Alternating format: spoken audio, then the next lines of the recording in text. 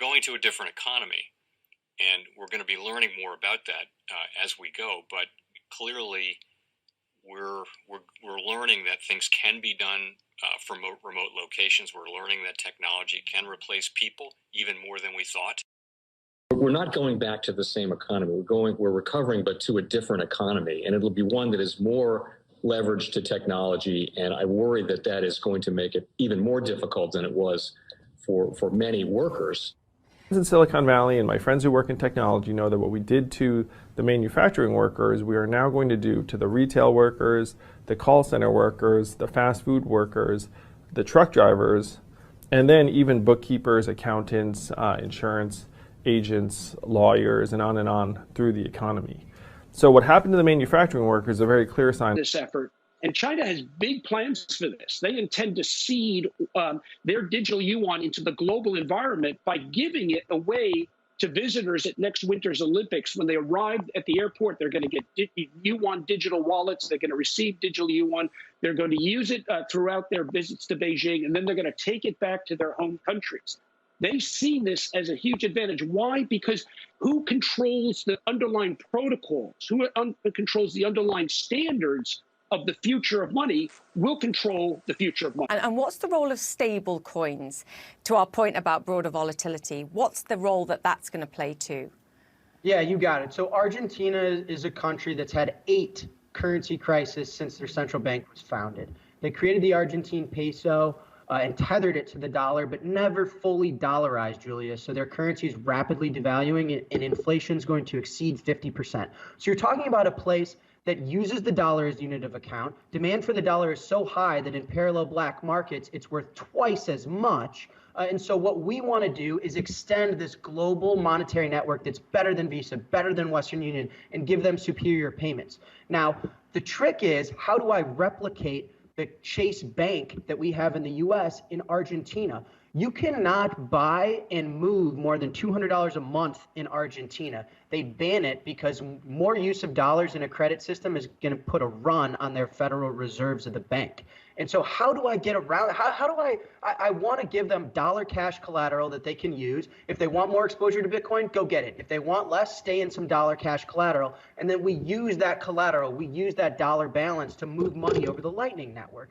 And so our solution in El Salvador at first was to use stablecoins. Our solution in Argentina is to use stablecoins. It's a novel way for us to get dollars into other parts of the world where traditional banking systems aren't an option for us. And so we use stablecoins as the equivalent to the Chase Bank that I use. Kelly, the shortages you mentioned are everywhere. Here at this family-owned grocery store in Sunnyvale, California, they expected about a 5 or 6 pallet shipment today, as they would normally.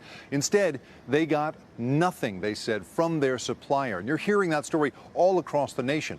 Why is this? Well, there are a couple of more invisible reasons. One is predictive software, the systems that stores and companies use to predict what you and I are going to buy so that they can put things on the shelves just in time for us to buy them. The problem is taking measurements from the past to predict the future only works when the patterns continue. Welcome to the Crypto Teacher. And guys, I come back with that video just to make you think. And don't forget about my Crypto Teacher stock channel. I just uploaded a video. Do not miss out on it. But we have the CEO of Strike speaking of the Bitcoin Lightning Protocol. And what is he moving? That's right, stablecoins. And we know stablecoins are nothing but dollars. This defeats the whole purpose of crypto. And he almost slipped up because he was about to say we're using this network to get around the government. But we already know that's what XLM and XRP is going to allow the central banks to do. They need to get these stable coins in circulation the same way how they did the dollar. That's the reason why you have mortgages. That's the reason why you have car payments. They need to get all these dollars circulating, loans. So DeFi is going to be so important. And what is DeFi doing? Settling in stable coins. It's the same exact system that we're in right now. It's just tokenized, put on blockchain, and gives the New World Order total control over the globe.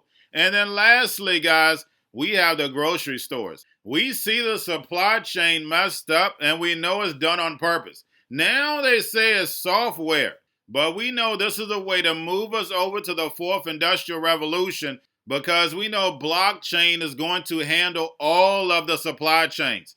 They have to create chaos in order to bring in order. And remember, the crypto teacher told you because he knows. When it comes to the New World Order, it's all planned out. You have a wonderful day. Well, let me introduce you to Servie. Now, check this out. She is a robot that has been helping here the folks at Rachel's Kitchen for the last couple of weeks. And let me tell you, she is amazing. She's helping out, serving customers, taking their food, and she even talks. So as you can imagine, she has been a great asset here to the team, a big relief for this business as they really try to keep up with demand. Uber, Bitcoin, self-driving cars. Combine those three together, and you have the self-owning taxi.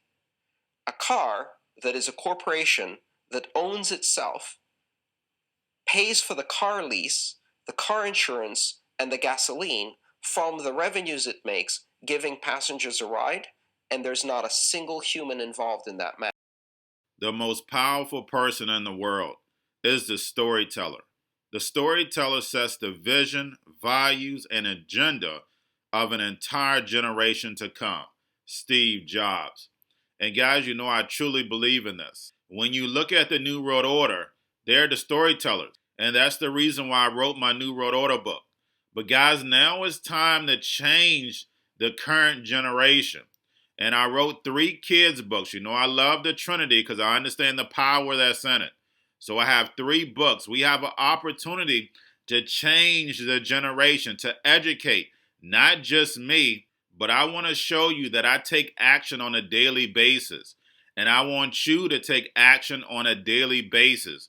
Whether it's your job, whether it's in your community, we have an opportunity right now to educate the masses. I posted this on my Twitter account. Please share, but this is a short clip of the 3 books. There's going to be a clothing line and action figures. Please get these books for your kids, nephews, cousins, friends, so therefore we can start the re-education now.